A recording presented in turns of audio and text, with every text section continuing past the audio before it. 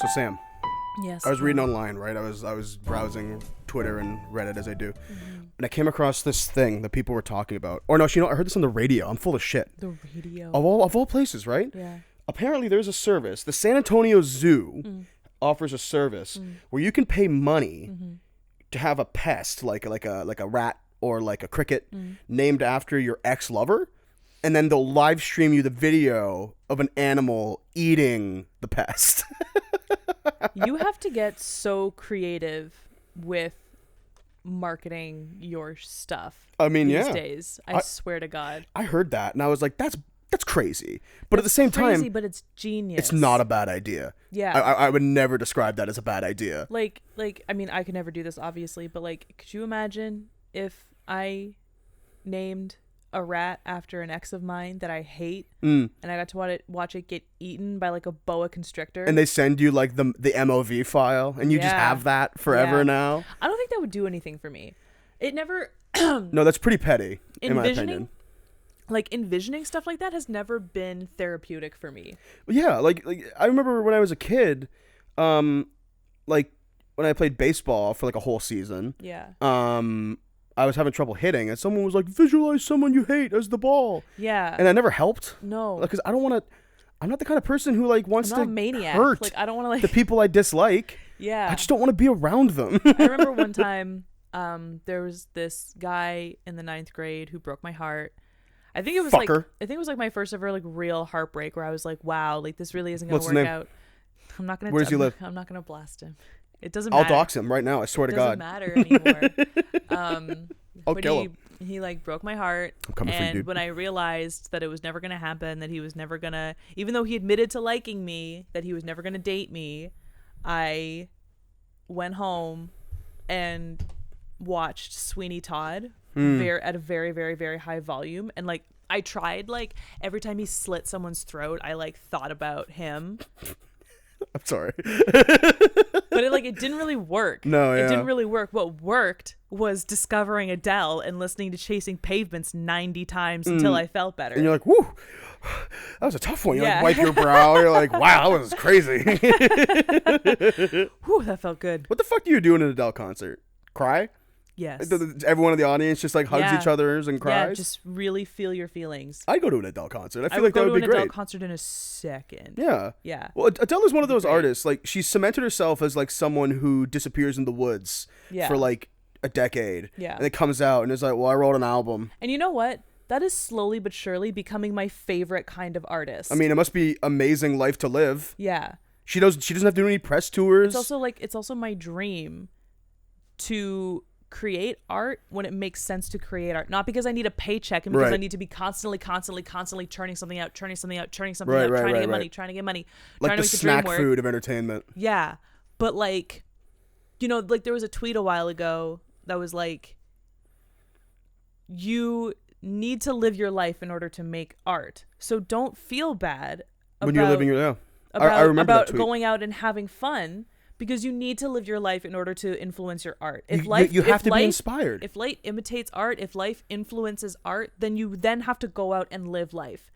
And these artists like Adele, and like, people are gonna hate me. I'm not comparing them, so don't get mad at me. But like, people like Adele, people like Sade. What the fuck?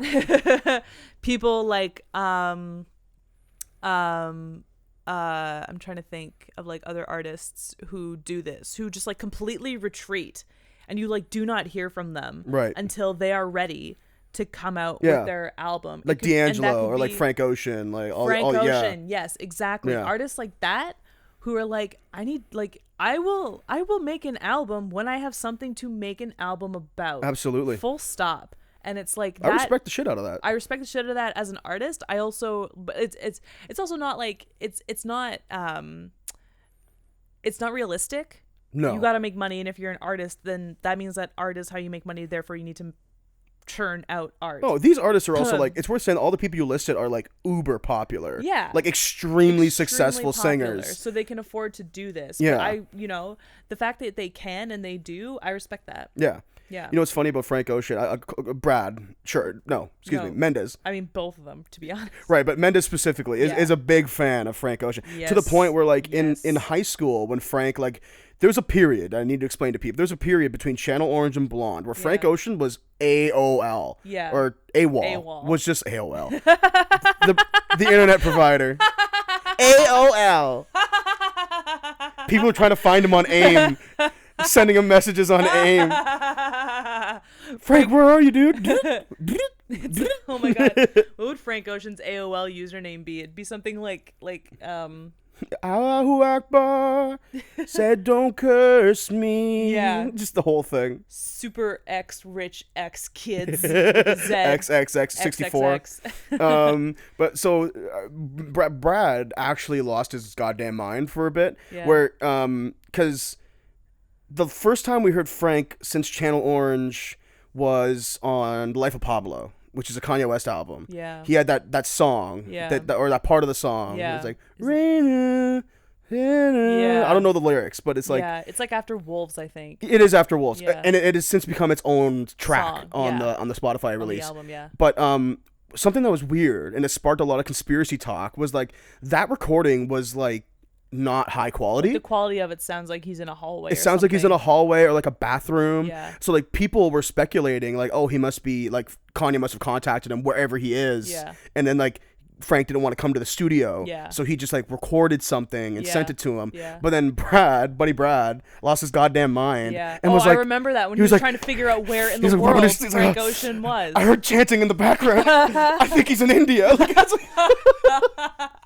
it's like Bradley. Like I remember that. Frank Ocean is wherever he wants to be. Like it's really okay. Yeah, no, I remember that conversation because we were out mobbing around and he was like speculating on like where in the world Frank Ocean was in the moment. And he played that track like 3 times. Like, did you hear that? Did you hear that? And I was like, I really don't. He's like, I was reading this thing online and he like made us listen to the track to like point out what the person pointed out about like where he could possibly be. And it's like, buddy. He was desperate for some Frank. Man. I mean, for the longest time, we could actually talk about this bit of a controversial topic. It took me a long time to come around on Blonde. Yes. I'm still not 100% sold on the album. Me neither. It's a long album. Only certain tracks. It's not the length for me. It's genuinely like the content. I don't know. I think Channel Orange is a far stronger project. I think that top to bottom. That fucking like that Facebook story interlude is obnoxious. Is that the one with his mom? No, it's the one with that like French guy who was talking about the girl who broke up with him because he wouldn't friend her on Facebook. Oh yeah, that's right. And it's like, point made. I guess. We all like people be tripping on social media. It's Yeah,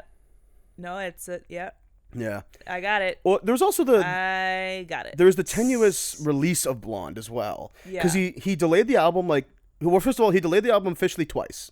Yes. But then he like named it something. When the release date came around, released a magazine. When the release date came around, he just went radio silent. Yeah. And 3 weeks went by. Yeah. And no updates. Yeah. And then the album came out. Yeah. So okay. It was also named something else. It was named Endless or something like that. Well, there was actually 2 projects because there was that video that he released on Apple Music. Yeah. That was like an accompaniment, like a video thing. I remember that. But then I don't have Apple Music, so I guess I'll just go fuck myself. Yeah, I kind of felt the same way. Yeah. But then Blonde came out, and Blonde is a great album. Yeah. Like it really is. Yeah. But I don't know, man. There's something to be said about jerking your fans around. Yeah. And I understand that he's an artist. He can do whatever he wants. But it takes 3 seconds to go on Twitter and be like, Chance did this, and he was like, coloring book delayed by a week. Yeah. And everyone was like, cool, thanks. Yeah. No one's gonna get mad at you. I love the insinuation that Chance fans were ever just cool and just accepted something quietly. See, here's the thing. At Coloring Book, they were because that was before he blew the fuck up. I guess. Chance was popular, but then Coloring Book brought him to worldwide levels. Yeah. And now everybody hates him. People got ignorant. And hate Chance now. I think that's so unfounded. I don't think Chance is a bad person. No. I think that The Big Day is a pretty bad album, to be honest. But I don't think that's any reason to vilify the guy. Getting 3 home runs in a row, and then one unfortunately stumbled, a misstep. Well, I think the frustrating thing, and maybe this is more people being scared than actually being mad. But Big Day was technically a sophomore album. Technically, because yes. 10 Day and Acid Rap were mixtapes. And Coloring Book is also a Coloring Book mixtape. was his first, technically it was a mixtape, but it was his first major release. Big Day is his first album. Yeah, Coloring Book I kind of view Big Day as a sophomore album.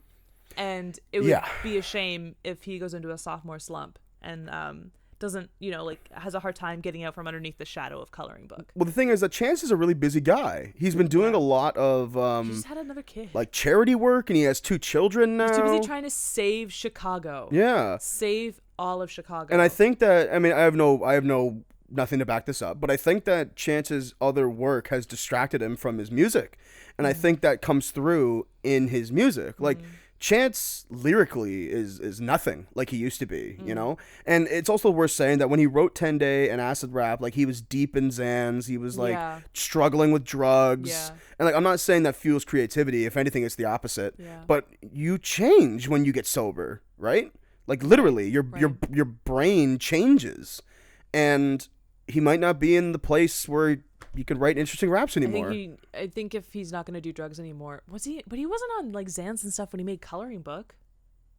No, that's when he talked about getting off Xans. Yeah. Right. But like he wasn't on them though. Oh, I agree. I agree with you. Yeah. And Coloring Book was fantastic. I do love Coloring Book. Won him a Grammy. Coloring Book is one of those albums, or I'll call it an album. It's a mixtape, but I'll call it an album. Where a lot of rap fans like to pretend like they've never liked it. It's like, shut the fuck up. You bumped Coloring Book for like 3 months straight like the rest of us. Yeah. And now we don't listen to it because we're so fucking sick of it. I was going to say, yeah. Sometimes I look at Coloring Book and I'm like, oh, it's a really good album. I should really like listen to it again. Like I would enjoy it. And then I'm just like, I don't want to. I mean, because I listened to the shit out of Coloring Book. It's nothing personal. I just don't want to. Coloring Book takes me back to like 2016 or 17 when it came out. Like... Yeah. When I was really like living in Waterloo. I think it was 2016. We had just started dating. I was heavy. I was a little about myself. I was like, really heavy into pot. Yeah. I was struggling with that. Yeah. And it just takes me back to that time. And it's interesting because I don't think that's a negative thing, being taken back to certain times. But yeah, I don't know, man. Like I try to think of songs listening to Coloring Book. Like I like the one. I think it's Same Drugs. We don't. No, it's do the same drugs no more. Is there That's a rapping? My favorite song. It's a great song, but is there a rapping part of that? I know with the long hair, with the armchair. What song is that? That's Summer Friends. It is. Thank you, Summer Friends. Friends don't stay. That's a great fucking song. Yeah, that's his favorite song on the album. I remember when we. This was the concert that made me think that like maybe artists don't go that deep into Canada when they come here just because like our crowds are too polite and it kind of sucks. We saw Chance at Echo Beach in Toronto like this September after that album dropped, and he was like, "This is my favorite song on the album," and he starts playing Summer Friends, and he was like, "Everybody get hype," and no one got hype. I mean, and then he was like, Brad and Steve were like, yeah, and then he was like, stop the track. Listen, this is my favorite song. Like, help me. I am excited to perform it for you. I would like it if you got excited, and no one got excited. I know. I felt bad for him for no reason. He was like the like nothing that he was doing encouraged us to like not be hype. No, I agree. Like, nothing that he was doing did that. I mean, us as theater students, like the performance he put on was amazing. And like I've seen this at like, oh God, I was like floor seats for like Wiz Khalifa and Fall Out Boy on the Boys of Summer tour, and it was so tame. Every time you say that so tour, tame. I'm like, what a weird tour. Fucking tour. I know. I mean, I bet it was great. It was fine. But like, I mean, I'm not a Wiz Khalifa fan, but the Wiz Khalifa fans that were there seemed to enjoy themselves, and everybody got along. Yeah. No one was talking about how fucking weird it was. Like, it was weird because like Wiz Khalifa performed before them, and he opens up with like an LED screen showing like some footage that he shot. Yeah, him like playing basketball with his friends or something. No, it's him in a bed full of women with titties out. And I'm like, I'm at a Fall Out Boy concert later. Yeah, I'm gonna be at a Fall Out Boy concert in like an hour. Like, is Pete Wentz gonna come out and be like, "Can you play the titty video? Like our titty video?" Like, anyways, here's Sugar, We're Going Down. So we're a little band called Fall Out Boy. Yeah. But it's interesting, right? So like, I can imagine in the crowd, like rap fans looking to punk fans and being like, "Yeah, what's up? You cool? Well, Wiz Khalifa is one of those like crossover rappers where like white kids who skate love Wiz Khalifa. Yeah, because he's a stoner. Like white kids who skate also listen to Fall Out Boy. I don't like Wiz Khalifa's music, but I have done a full turnaround on Wiz Khalifa's person. Yeah. I think Wiz Khalifa's a really nice guy. Yeah. Like, he used to be this sort of like, when I was in high school, he's kind of just like a fucking loser. Like if I can be honest, he's a stoner and he wrote songs about pot. But then you learn about him as a person, and apparently, like I could be wrong, but apparently I think he has children. Yeah, and he's like a really good dad. He has a son with Amber Rose. Oh that shit! Model who dated Kanye West for a hot second. Yeah, that's right. Yeah. We don't wife him like Khalifa. He has a son. That's where that line comes from. See, there you go. Now I get it. He has a son with Amber Rose. Right. And yeah, they like it. Their co-parenting is actually one of the like models of like excellent co-parenting in Hollywood that people hold up all the time. Fucking amazing. Yeah, like they get along, and like every once in a while, like someone will try and trash talk Amber Rose, and we'll try and get Wiz Khalifa to do it too, and he won't bite because he won't do it because he respects her as the mother of his child, and also as a human being. Do you remember when Kanye was like, "Man, fuck Amber Rose, you a hoe," and Amber Rose was like, "I fingered your butthole, Kanye." You know what though? Like, I get it that like people, first of all, people were like, nothing wrong with fingering a butthole. Of course. Don't use that as ammunition because there's nothing wrong with doing that. It is a sense that I wouldn't Fair. nothing wrong with liking your butthole fingered, but like I wouldn't want it out there that I like my butthole fingered. I guess not, but like I can understand people like to say, oh, Amber Rose, like, oh, you didn't have to go there. Kanye West didn't have to say that he had to shower 3 times before he slept with Kim Kardashian. Yeah, it was pretty gross. Like, hello? He made some pretty heinous comments. Hello? I think that's pretty on par with what he said about, like, the dirt that was slung at her. I think that was pretty on par. So, like, fair enough. But no, Wiz Khalifa and Amber Rose have, like, a great, like, co-parenting relationship. And I actually really respect it a lot. And it also kind of, whenever another rapper breaks up with Amber Rose and, like, tries to start shit about it, it's like, man, you could just be Wiz Khalifa in this scenario. Right. You could just be Wiz Khalifa. Well, so, like, I gotta say, man, like, when it comes, we talked about this at length, not to get heavy, but we talked about, like, it sounds, if people get divorced, especially that a divorce is, like, rather common nowadays, it almost seems like co-parenting is a better gig than being a parent. Yeah. Like, the idea of agree to bring this person up. Of like, my kids come over for a week, we have a great week together, we enjoy our time, and then I don't see them for a week. Yeah. That sounds amazing. And all the while you have those kids, that other parent isn't seeing the kids. Yeah. And like gets to go and have a life. It sounds like it could be a very healthy relationship. It could be. I wonder about this, and I potential. wonder if it makes me a bad person because historically, like, you know, you have kids and like the community helps raise them, but you're never like separated from your kids per se. Right. But I wonder if in a modern world, if there's room for, I might start shit with this, if there's room for accepting that like we just maybe like not hang out with our kids all the time. We as like a Western culture, like, I just wonder how that would work though. That's the issue. If it's better for raising the child that we still get to like maintain our own lives and not like live with our kids 100% of the time. Well, that's why super busy people have shit like nannies, right? Like, because you literally can't be there all the time for your kid. And like I think about, okay, so I follow Chrissy Teigen. I love Chrissy Teigen. She's the best. She is the best. Come on our podcast, Chrissy. I think that we record in my mother's basement. I think that she and John Legend are great parents from what I can see. Well, I know based on their social medias. I also understand that everything is curated and like I don't see the hard stuff, and I accept that. However, I can't help but think about Chrissy Teigen and John Legend's lifestyle. I know from a Q&A that she did recently that they have staff at their house. They have staff, and they have a house manager who manages the staff and makes the schedules. Make the schedules for the staff to be there so that the meals are cooked when they need to be, so that the nannies are there when they need to be, and so that like all of the shopping gets done, right? And the cleaning gets done when they want it. And you know, sometimes I wonder if the sanity that saves you is what makes them such good parents. It definitely helps. Well, because I mean, if you think about it, it's gotta help. And I see all these parents, these celebrity parents who like love spending time with their kids, and I'm like, but you don't spend every waking moment with your kid. Yeah. And if you have to go and do something for your career, if you're a musician, you have to go on tour, and you don't want to have your kid on tour with you the whole time, you don't have to. And then you can just go and be a musician and like fully put on your musician hat and concentrate and focus. Right. And how good is that for your mental well-being? It's funny, right? Because there's two things that stick out about that is that it's only good because you're not there for the shit. You literally hired people to deal with the shit. And it's like, yeah, I want to, and I believe that like people like Chrissy Teigen and John Legend, like they have help because they're a successful model and musician, and they genuinely don't have the time. Like their careers, the way that it works, like they don't have the time and they do have the money for the help. So, but they do parent when they can. Yeah. You know? So if like any off time they have is spent with their children being like, parents. Exactly. So they do. I trust that people like John Legend and Chrissy Teigen do see their kids.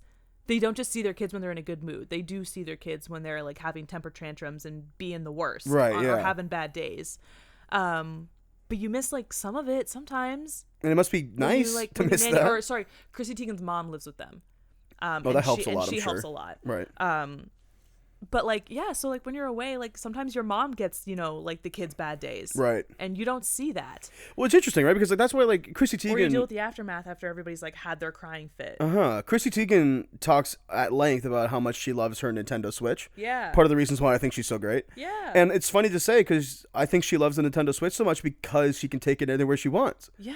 You know, like she doesn't have the time to sit and play video games for hours. Yeah. So she has this handheld thing she can bring anywhere she wants. She doesn't have time to play The Witcher. And yeah, exactly. And that feeds into her lifestyle, and it also goes back to what we were talking about with the children, right? Like she clearly, I mean, again, this is all based off a very outside in like social media, but I get the impression that they're both very busy people. Yeah. They're like famous people, so off doing interviews and shit all the damn time or whatever. Yeah, yeah. But you know, it's something to consider when we're like measuring ourselves up against celebrities. It's like you have to remember that these are people who can afford to hyper focus on the things in their lives as they need to. What would the middle class equivalent of that lifestyle be? Because like you mentioned an interesting point, the idea of people might be better parents if they don't spend all their time with their children. Yeah. Like, would that mean people who are married living apart? Because that's a trend. I think marriage is different because it's someone that you hopefully enjoy spending time with. Well, ideally, yeah. You know? I think our generation is going to be very much like that. It's also a person who was your age. It's a lot different when you have to like slow down for a kid. Marriage is a little bit different. I think that you have to have a different hat on when you're a parent, and it's just it's not harder because if you're a parent, then hopefully you just sort of like you've had the time to prepare and switch into the mindset of like being a parent 100% of the time.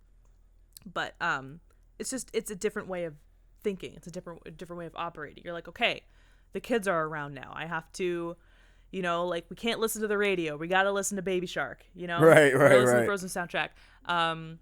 Sure, we can watch TV together, but it's going to be Paw Patrol. Right. It's not going to be Breaking Bad. And if I do want to watch Breaking Bad, I have to absolutely clear the area and make sure that, you know, that kids aren't around. They're not around. Right. And won't be around for an hour and a half. Whereas if the kids are gone for a week at their other parents' house, you just enjoy whatever the fuck you want. Then you know that you have that time, right, to like watch Breaking Bad. Well, that's what I mean when I'm talking about like there's a trend going on, or maybe not so much anymore, but a couple of years ago there was a trend of married couples, like people who are happily married, who live in separate homes, who like don't live together. They have their own properties and they live separately. So like I wonder then if it would be interesting to be like, let's say for argument's sake, like you and I are married and we have 2 children, but we live in separate homes, and that's just like the lifestyle we chose, and then we operate much like a quote-unquote co-parent, like kid week, but then there's times where we come together and like spend time as a family unit. But we would still be married. It's not like we're separated. We're not divorced at all. Like we are literally married, living in separate properties. Like it sounds like a confusing setup. I mean, if the kids are born into it, then they don't know any different. It's true. Yeah. It's true. I mean, also, like, financially speaking, it's not financially viable to have 2 properties for someone who's married. No. Because, like, that would just fuck everything up. Yeah. It's just, there's no way that's going to work. I would imagine doing your taxes is a hell site to, like, mark off that you're married, but your, like, property tax and everything that you deal with that is, like, different. Right. You know, I'd imagine there's some obstacles there. Yeah. But if you're born, like, as far as, like, the kids go and, like, families go, like, it's just, if you're born into it, then you're used to it. Well, it goes for anything with Fine kids, with right? it, Kids yeah. are pretty resilient, and the kids are quick learners, right? Like, Yeah. I think I mean, the big argument, like, again, not to like talk about this at length or anything, but, you know, there is a big thing going on when people in the LGBTQ plus community felt as though they can be more open and forward with their lifestyles and identities, and like people were becoming accepting of that. Yeah. A large pushback was like, well, I don't want to expose my children to this. Yeah. Well, first of all, there's nothing dirty about being gay. No. You know, obviously, I don't think I even need to spell this out. No. But B, what's interesting is that if a kid comes up to you and was like, hey, mom and dad, like, what's being gay? Mm-hmm. And if you look at them and just say, like, it's when two men love each other, they'll probably just be like, okay. It's literally how my parents broke it to me. Yeah. Like, there was something about gay marriage legalization on the news, Mm-hmm. and I was like, what's being gay? And my dad was like, oh, it's when, like, Yeah. I specifically It's when asked, boys like, kiss. I specifically asked, what does gay mean? And Right. he was like, well, some people, like, some men marry other men and, like, fall in love with other men. And I was like, Cool. all right. Been on board ever since. Big Neat. fan. Big fan. Big fan. Well, it's funny, right? Because I was raised in a Catholic household, and like, obviously, I don't think my parents aren't even devout Catholics, really. Yeah. But I remember one time my grandma, who was a super devout Catholic, Yeah. who like I don't believe was like, how can I say this? She didn't hate gay people, but she was religious. So Yeah. like, Yeah. you know, kind of put two It and was two together culturally here. instilled in her to believe that marriage was between a man and a woman. Exactly. Like, you know, a if she, cis man and a cis woman. exactly. And I don't think that she would discriminate, but she definitely would have an opinion. Yeah. You know? So regardless, I mean, she's passed on now. But anyway, so this is like when I was younger, like got to be like 9 or 10. I was watching this episode of Futurama, so like far too young for me to watch. Sure. But the joke was that they had this priest bot, like a priest robot, who was malfunctioning. Yeah. So it's like, yeah, this guy's on the fritz. Like, watch this. He like pushes a button and he's like, it's okay to be gay. Yeah. So like, you know, obviously the whole joke is that like a Yeah. priest shouldn't be Priest would saying that. never agree with that. But then I heard that and internalized it and was like, it is okay to be gay. It is. That's what it is. Yeah. And I remember like later I could picture this exactly. My grandma Smith was over. My dad's mom was over. We were in the kitchen. And I think it was around the same time gay marriage was being legalized in Canada. Mm-hmm. And they were talking about it and how like, obviously I remember people being like, this is good. Like this is Yeah. progress, you know? And I said something along the lines like, yeah, it's okay to be gay. Like I just said it. And I could feel my dad just being like, not in front of your grandmother. Aw. Man, she needs to learn. Well, of course. I think she was just like taken back benefited that from it. like a 9-year-old Yeah. would say Just, like, said it out that loud. phrase. Yeah. Yeah. That's funny. Yeah. You just like say it. She's funny. My mom and dad have never hit me. Like I was never hit as a kid. Yeah. But there was one story where my mom hit my brother. Yeah. And well, like that's why you never got hit. Is yeah. because she felt so bad. And The it's first comical, one. actually. She tried it out on the first one. Yeah. Yeah. So Duncan, my older brother, went to my same grandma Smith's house, and grandma was kind of just like he was like 5 or something, Yeah. right? So she would be like, "Oh, like, hey Duncan, like, you know, good to see you," and Yeah. he stuck his tongue out at her, and apparently mom's instinct was just to turn around and smack him smack him? across the face. Yeah. And he has never stuck his tongue out at anyone Anyone ever ever again. I'm not saying hitting works, but No. like sometimes it works. It works, but then it doesn't because then your children are afraid of you. We should never hit anyone. Yeah. Mom learned her lesson as well. Yeah. And that she obviously found out quickly that she doesn't like to hit children. Yeah. But I mean, he did a rude thing. Yeah. And you play stupid games, you win Listen. stupid prizes. I hate to say it. Place. That's the lesson here. Yeah. Play stupid games, win stupid prizes. Like It's a great smack phrase. in the face. It's a great phrase. Yeah. That play stupid games thing. Yeah. But yeah, no, I remember one like my like it's interesting because yeah, I wish I knew more about my grandma on my dad's side because Ooh, big same, buddy. because she was like, I don't want to sound rude in case my parents or my cousins ever listen to this. Like she was a lovely woman, and I still love her. Like I've never stopped loving her, but her home was very much like an old lady's home. Yeah. Like going to my grandma Flo and my papa, which is my mom's parents. It was much more fun. They Yeah. had like a nice TV stuff. and like Yeah. board games and toys Yeah. and Lego. Kid stuff. You know? Who would have thought? But I go to Grandma Smith's house and it's like, all right, guess I'll just watch basic cable Yeah. for 6 hours. Well, I remember on multiple occasions, like, every once in a while when I was a kid, my mom would just like snap and be like, we got to do more stuff with the grandparents. We got to do more stuff with the grandparents. I guess because like it's widely believed in my family that like my Uncle Bruce is like the favorite. Oh, is that right? Yeah. Is this the drama?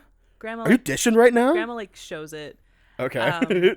In like certain ways, and it doesn't really mean anything. Like it's not like a.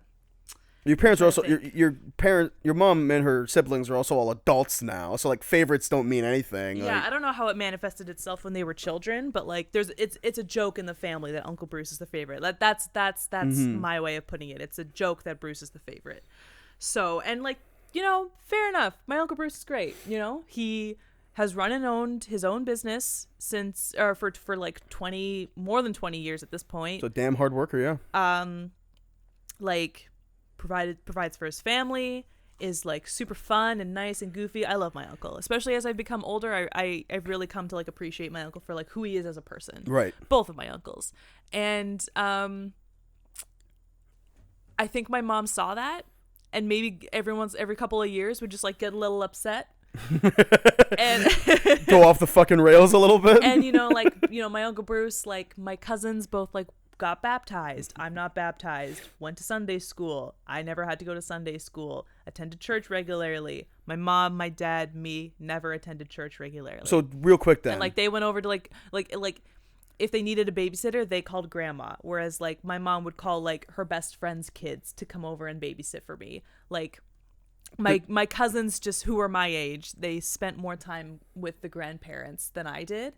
And I think every once in a while, mom would just get a little bit upset about that and like snap and be like, we have to go over to grandma's house once a week for dinner. It's like, okay. And then we would go, and then I would like, after a couple of weeks, I'd be like, Mom, this sucks. This sucks.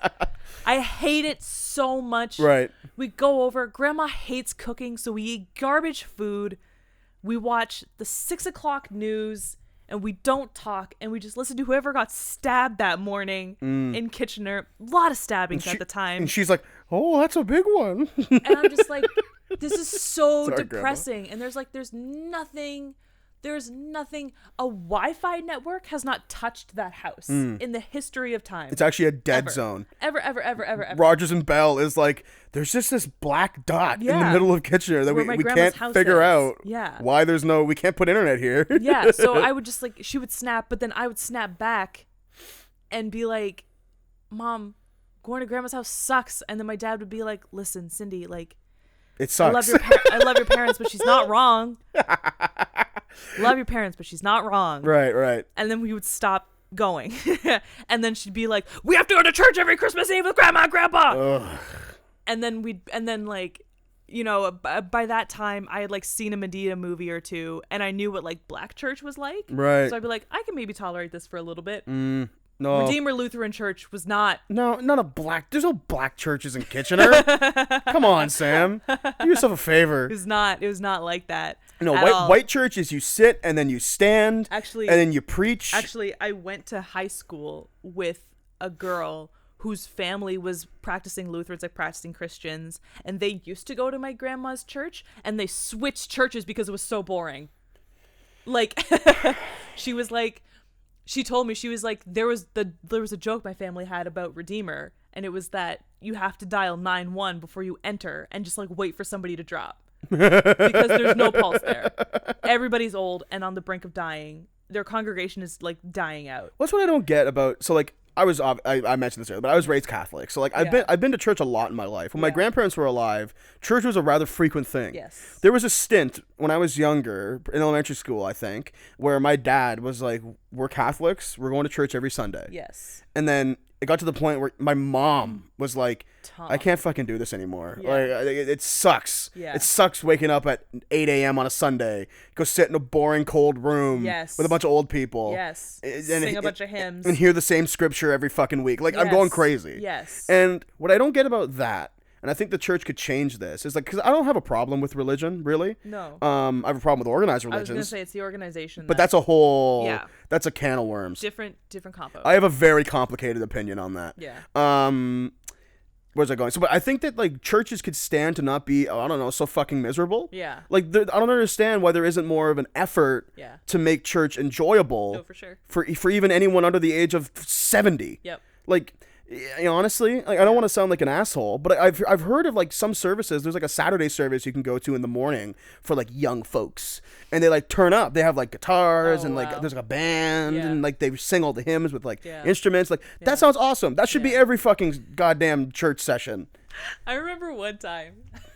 It was Christmas, and we were at church, like Christmas Eve, and we were at church because my mom made us go, and I looked. We were singing, and like the singing in my grandma's church is miserable. It's like they take something like joy to the world, of the Holy Spirit, joy to the world. Yeah, the Lord has come. Right. You know, may every heart prepare him room. No, joy to the world. The Lord has come. Okay. May earth receive, like not even trying to have a melody. That's church singing, man. To have a pulse. And my dad looked over at me and he's like, somewhere on a cloud, God is begging you to stop.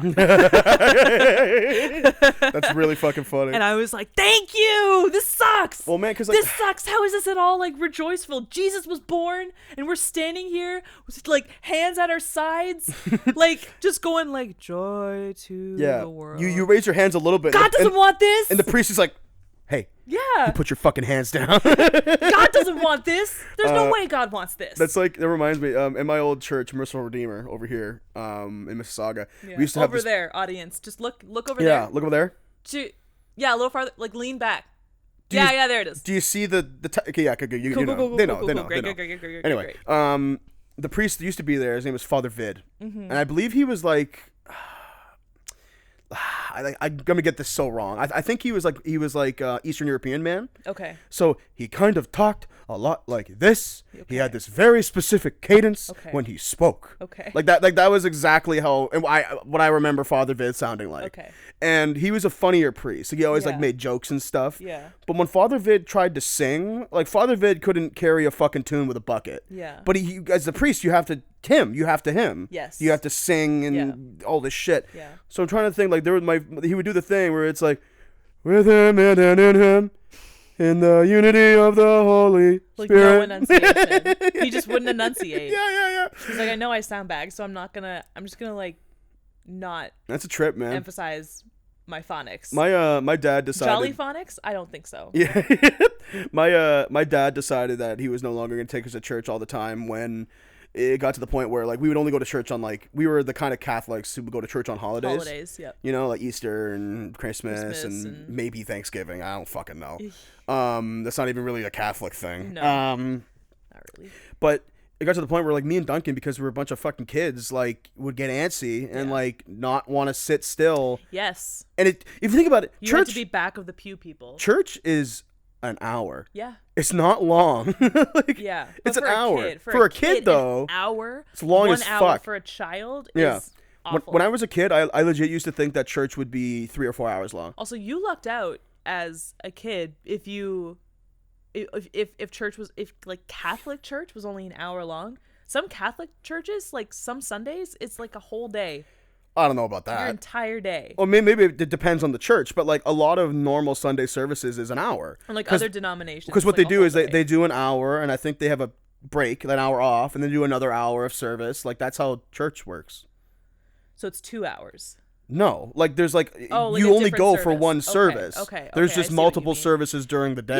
Yeah. I guess if you're really steeped in it, like people like your grandma, church was like a social thing. Totally. So when you went to church, it was also to like see friends and like catch up on gossip. Yeah. And like do things for your community. Having a social circle, like set up events and have meetings and stuff. That's like the pull of a church. Like if I can be Yeah. perfectly honest with you, like I think that we talked about this off mic a couple of days ago, where like how hard it is to form communities and meet people when you're not in school anymore. Yes. Because you have the only social circles you really have are your friends that you hopefully have at this point. Yeah. Or your work. Yeah. And I think that's why so many people turn to religion. Yeah. Because that's another They way to needed meet something people. else. You know? Yeah. And like also, and obviously like there's a lot of positives to religion. I think that you can get into religion and learn a lot about yourself and your belief, and I think that's all very healthy. Yeah. But like, you know, it's a complicated subject. But yeah, I truthfully believe that is the pull.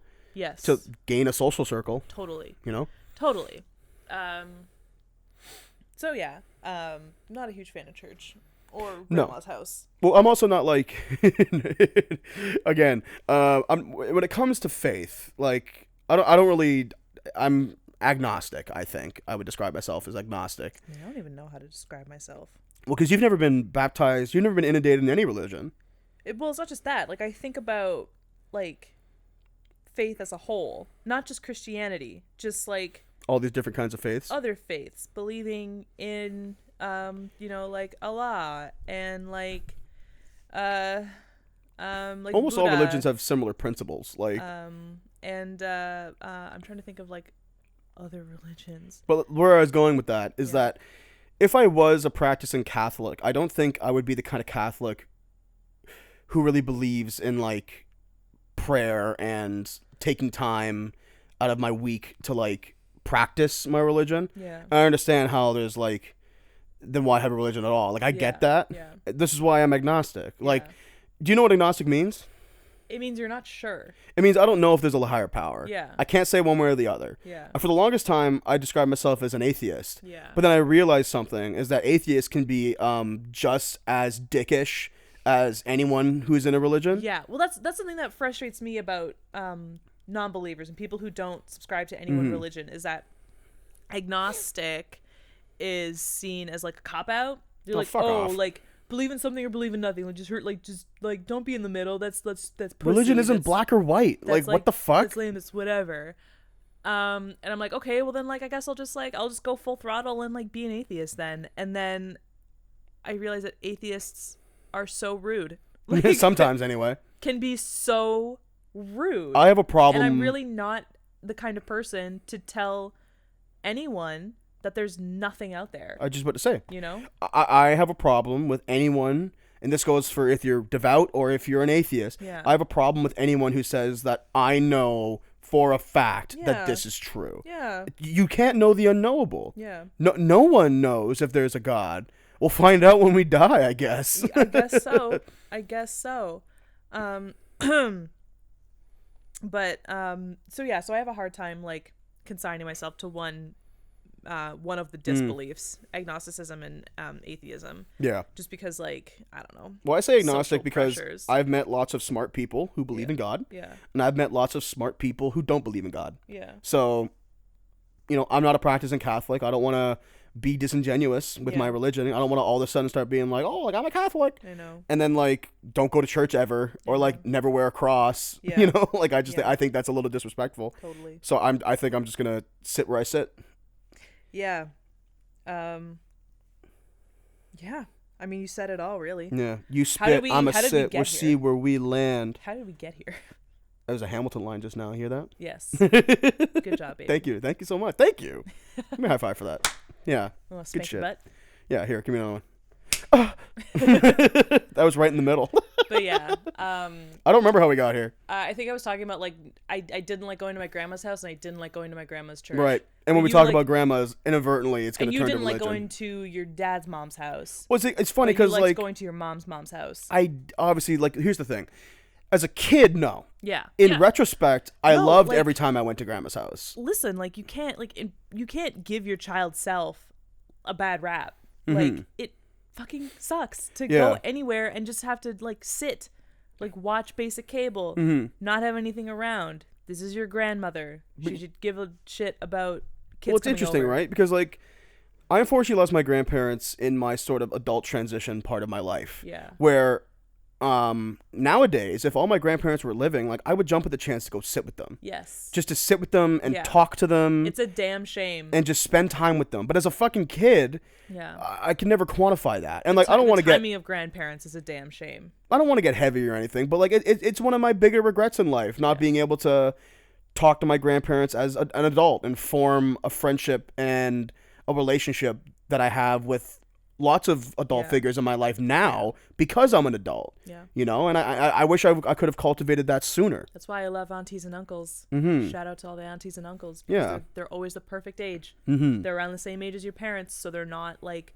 catastrophically old and then, like, they die before you can really garner a true appreciation for them. No. Right. They're fun when you're kids. They're fun when you're adults, and you can learn to just like sit and like ask them questions about stuff.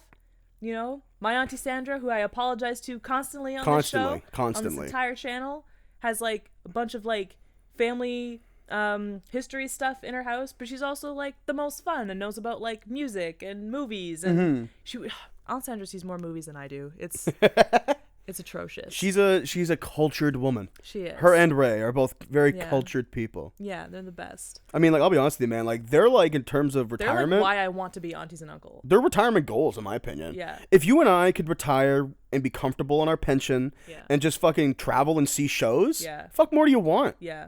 Like, that's the life. Yeah. That's the life. We can just have uber successful, brilliant children who are gorgeous, and then give you brilliant and gorgeous grandchildren. Exactly. Oh my God. Wouldn't that be nice? Oh Lord. I our child's gonna be. I have to stand. Our child's gonna be an athlete. You know that. Watch it happen. You know what? And I am prepared to get so hyped. I will learn football for my child. Totally. I will learn. I'm trying to think. I will learn rugby for my child. Yeah. You know, like we'll be hockey parents. Like, oh fuck you, rep. Yeah. Get the ref some goddamn glasses. The fuck is this guy's problem? Cameron. No. They're gonna. No, I made a bad call. It's a game. You have to know. It's just a game. Cameron. I hope that came through. This is like the third arena that we've been kicked out of. So Daddy got kicked out of the arena. Whatever. You're gonna move up to AAA anyway. Daddy, I just wanted to play house league. Oh well. Listen. Yeah. I didn't sink $3,600 a year into this so that you can play house league. Yeah, You're going to the NHL. It's, okay, Dad. It's like, I actually don't even know if I like hockey. Yeah. FIFA then. FIFA. I know you mean like he'd go on to FIFA. Yeah. But there's something really funny about like we're not like sports people. Yeah. Of you, like I would love to imagine in your reality that you think that soccer is called FIFA. Yeah.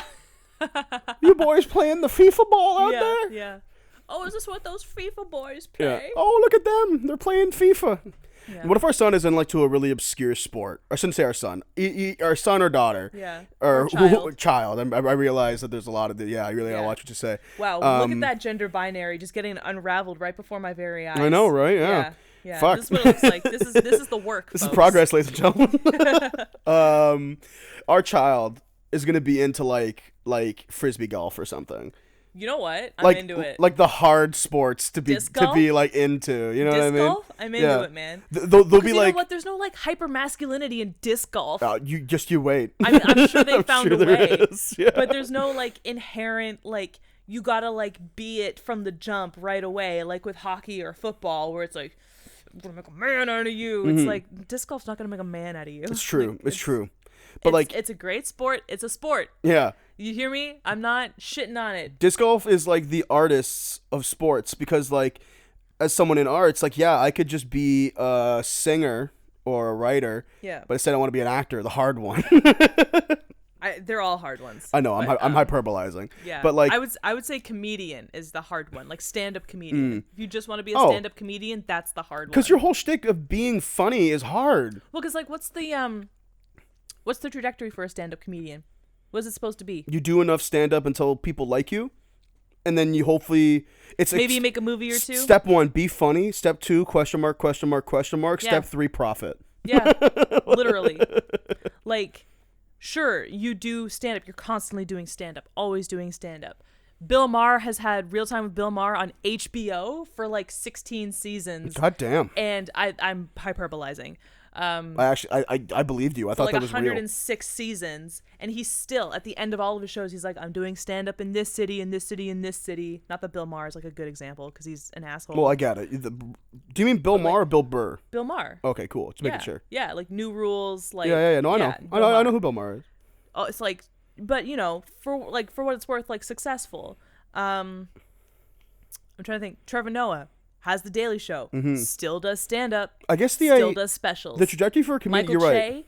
head writer of SNL, still does stand up. Yeah. Like, a lot of comedians, their trajectory would be to eventually have your comedy get you known enough that you can just get a job I somewhere. can't believe I just talked about Trevor Noah and Michael Che in the same breath as Bill Maher. I'm such a shitty shit person. Man, It's a bad example I watched a couple of Trevor Noah's stand up. He's not very funny, for you. in my opinion. I haven't watched one in full.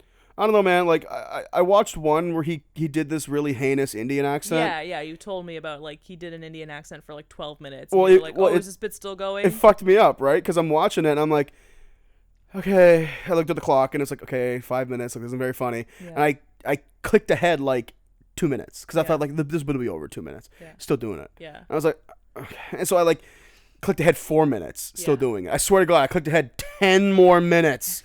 And he's still doing this like Indian accent. And I was Yeah. like, Trevor Noah. Like, holy fuck, man. Yeah. I don't mind if you're doing accent humor. It's just, it's not funny. Man, you are not ready for Russell Peters. You know what? Russell Peters is one of those comedians who's done a turnaround, in my opinion. I've actually heard that Russell Peters' newest stand-up focuses very much on, like, being an Indian in Canada and less just, like, making fun of Indian people. You know what I mean? Yeah, there's somebody gonna get hurt real bad. Well, you know what, though? Shtick. Like, I have to hand it to... Okay, so... let me finish before I expunge everything. Russell Peters is a lot like Speedy Gonzalez, the Looney Tunes character. Very okay. Yeah, you see where I'm going? No, I don't. Not even a little bit. So not even a smidgen. Russell Peters, and much like Speedy Gonzalez, gets vilified a lot for being racially insensitive. Okay. Let me finish. Okay. So they get vilified a lot for being racially insensitive. A lot of like social justice, like white folks and shit, are all like, "Oh, it's really offensive when we play Speedy Gonzalez clips and Russell Peters makes offensive jokes about Indian people." But then Mexican folks and Indian folks love Russell Peters, and Mexican folks Speedy love Gonzalez? Speedy Gonzalez. Do they? Yeah, there was a big thing going on where like Looney Tunes, the Warner Brothers was like, we're not going to run Speedy Gonzalez cartoons anymore. They're insensitive. It comes from an old time. Yeah. We're just going to retire the character. But then people in like Mexico and South America were like, we fucking love, my kids love Speedy Gonzalez. Interesting. Bring back Speedy Gonzalez. Interesting. And so they did.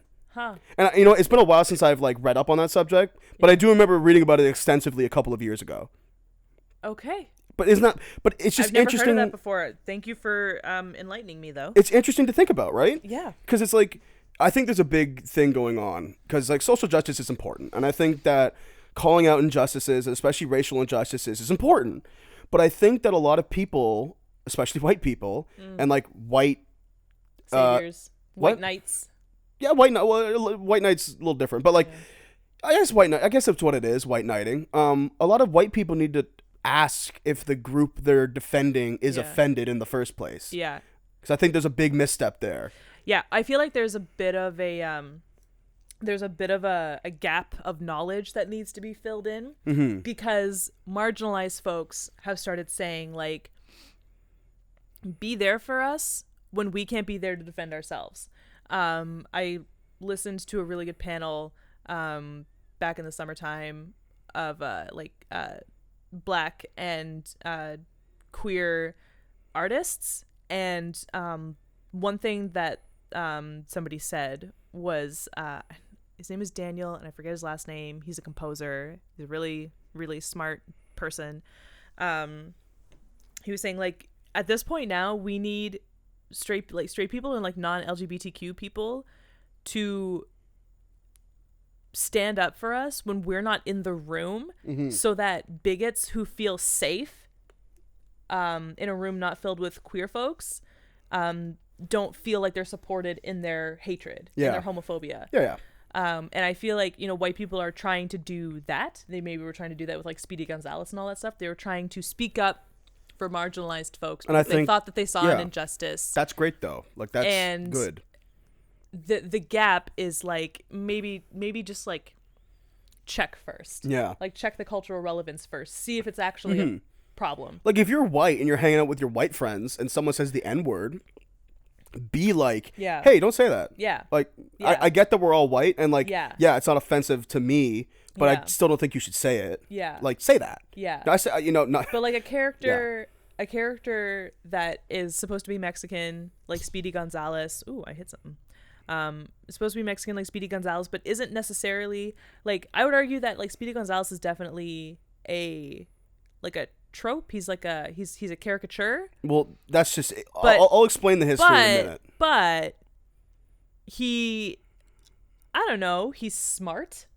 Like, I guess. I don't know. He's constantly, He was never my favorite character. He's constantly like outwitting his enemies. Like people, like the whole thing about Speedy Gonzalez is that like somebody's trying to catch him. Yeah, he's fast. Yeah. He's like Sonic. But like he's so fast that like no one can catch him. He's a bit like the Roadrunner in that sense, where it's like Totally. he's constantly outwitting his not his prey, because he's the prey, his predators. Yeah, he's like constantly outwitting his predators. him and like Sylvester will have skits together and shit. Yeah, and he outwits them every single time to great comedic payoff. Of course. So it's like, yeah, like he says like Arriba, Andale. but he's smart and he's like doing good things. Well, it's funny, right? Because he's doing well for himself. Warner Brothers So I is can right. see why Mexican people would be like, Speedy Gonzalez is fine. Well, yeah, because there's also like there's something to be said. Like, I come from an Italian background. Yeah. And there's a lot of Italian people who don't get offended when someone makes fun of Italian people in a really stereotypical way. Yeah. Because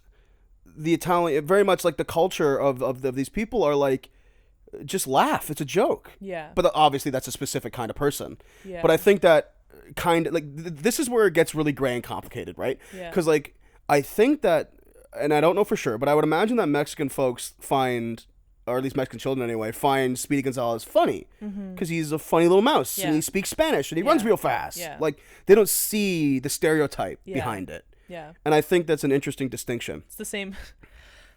It's the same childlike innocence that enabled me to enjoy Pocahontas when I was a kid. Or even like fucking Pepe Le Don't Pew. know. Yeah. Pepe Le Pew is creepy as fuck. Oh, so creepy. You know what though? I never felt comfortable around Pepe Le Pew. Neither did I, actually. I never super loved Pepe Le Pew. I never got the cartoons. idea of like this French rapist skunk. Yeah, It's yeah. just like what And, he like, is. The cat that he's chasing always looks terrified. Very visibly uncomfortable. Like scared for her life. Mm-hmm. You know, Roadrunner never looked scared for his life. Sure, Pepe Roadrunner Le never Pew like saw the looked rock scared for his coming and life. was like, yeah, exactly. Whereas like like the cat that Pepe Le Pew is constantly like going after is like terrified. yeah, She's like, please get away from me. visibly uncomfortable. Yeah. Like she's always trying to like push away from him. Yes, and like aggressively like pushing him off of her. Mm-hmm. Yeah, it's different. No, not 100%. because it's also important to remind ourselves that Looney Tunes came out in like the 40s. Yeah, Like it's because the animation is so fucking good Yeah. and like it's really smooth and colorful. it really holds up. It really just looks like something that could exist today. Yeah. But we really have to remind ourselves, like, Culturally, it's old. I mean, It's so old. Look how often Bugs Bunny like cross dresses and shit. Yeah. But like, it's interesting because And for a joke. yeah, It's supposed to exactly. be funny. It's played for laughs. Bugs Bunny is in like a bra. Mm-hmm. Oh. I mean, it's interesting. I would love to actually ask someone, who has a bit more of a credence and opinion on that, like. When Bugs Bunny, because like it's hard to explain. Like, yeah, he dresses up as like women sometimes. More often than not, Bugs Bunny dresses up like women. Like most of his disguises are women. Actually, now that I'm thinking about it, and I just wonder about that. Because like I wonder about the depiction. Because like, is the joke that he's dressed up like a woman, or is the joke that he's deceiving whoever he's deceiving, Right. successfully deceiving? Right. Bugs Bunny's an asshole. Well, that's the thing. He is. Yeah. He is such a jerk. Yeah. Why does he torture Elmer Fudd so much? Well, it's funny you use the word torture. Just kill because him. it's true. Just fucking kill him, right? It's just like take He's some like, he's not- carrots. well, Elmer Fudd's never going to stop hunting you because you're a rabbit. You're Right. prey to him. Yeah, So but just see- kill Elmer Fudd. You're smarter than him. Well, it's funny because the Elmer Fudd relationship makes sense because Elmer is trying to kill Bugs. Yeah. So Bugs fucking with Elmer makes a bit more sense. The most heinous example of Bugs Bunny, in my opinion, is the one when he fucks with the opera singer. Yeah. So like Bugs is being annoying, Yeah. and this opera singer comes by and like, yeah, he's rude, but he's like, stop being fucking annoying. So Bugs Bunny is like, I'm gonna ruin this guy's entire life because of a mild inconvenience. Yeah. And then he goes on to do so. Yeah. But again, it's a cartoon and like they vilify the opera singer, so it's like Yeah. it's not that it doesn't work, but if you think about it, like Bugs Bunny type characters are assholes. Yeah. Think about like Jim Halpert. They're so smug. Jim Halpert is another Bugs Bunny type character. Yeah. He like something happens to him that's negative. So he's like, oh, my reaction to that is going to be me fucking with whoever did that to me. Yeah. Most often it's Dwight. Yeah. But like those kinds of characters, you meet them in real life, probably wouldn't like him so much. Kind of insufferable. Yeah. Kind of insufferable. Like, kind of hate being around him. I would fucking hate Jim Halpert. Are you kidding me? I truly believe that, like, if I'm being 100% honest with myself, like, I could take a million BuzzFeed quizzes and get all the fun answers I want. I'm fucking Angela. Like, I'm Angela. Are you kidding me? Someone who just wants to do their job and hang out with the cats. Like, you know? Yeah. Just leave me alone. It's funny, right? Because I think about that. Minus the slut shaming. Well, yeah. Minus the rampant slut shaming. But I guess that's kind of funny if you think about it. I want to shout out a channel who doesn't need it because he is far more popular than us. I've been watching this guy called Nerdstalgic. You ever heard of Nerdstalgic? No. He does video essays on like cartoons and recently like lots of live action shows. He did a really great episode on Joey, that Friends spinoff that no one liked. And Matthew Perry. He did an episode which I've actually been meaning to watch, but he touched upon it in a few other Office episodes about like the rules of NBC's writing, and this applies to all of their shows. So like, interesting. A problem it's actually, I'd highly recommend it. Like they're really fun to watch. They're like 9 minutes long. Because I'm fascinated by NBC. Yeah, so like one of the rules that NBC writes about is all of their characters, in order to make them believable in the situations that they're in, need to be competent.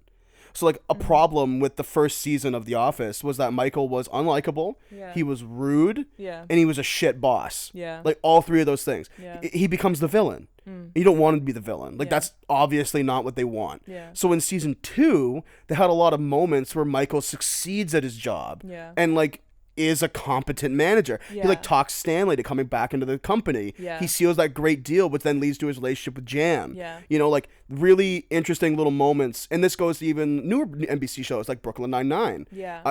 Before we were recording this, I was listening to the Brooklyn Nine-Nine podcast, Toit, which is hosted by cast, and like they talk about one of the biggest challenges that Greg Daniels and Michael Schur had in the beginning was to take someone like Andy Samberg, who is socially known as a total fucking goofball, and make him into a believable, competent police officer. Yeah. Like, that's a challenge. Of course, they get there. And all of the characters, all NBC shows are competent. You'll see that in Parks and Rec. Yeah. You'll see that in Brooklyn Nine-Nine. Well, that's what makes them human, right? Because human beings mess up catastrophically. Yeah. But still manage to, like, you know, go to work and do their jobs. And it's interesting, especially in regards to Brooklyn Nine-Nine, because and they were talking about this on the podcast episode I was listening, where the difference between Michael Scott fucking up and then a client gets pissed off and they have to smooth it over, and Jake Peralta and Captain Holt fucking up a case is quite literally life or death sometimes. Yeah. Like, the difference between a police officer fucking up and the officer and a manager at a paper company fucking up is different gravitas. Wow, but they give it gravitas though. It's interesting. You know? Like, they do a fucking good job. Dunder Mifflin almost shuts down, and everybody's, or like somebody's got to get fired, or somebody's got to get laid off. Yeah. And you're like, why do I care so much all of a sudden? Yeah. The other thing about that. So shout out to Nerdstalgic. He's really great. Go watch his videos. The great thing about Dunder Mifflin is that it reminds me so much of the job my mom had when I was growing up, which weirdly enough is kind of the job that she has right now. But going full circle. It's a different story for a different day. Right. You know, like she worked in an office. She had her coworkers around her. There was a boss. And she did it. You know? Like, it was a job. Nobody was particularly passionate about it, but it was a job. It gave them a life. And shit happened in the middle.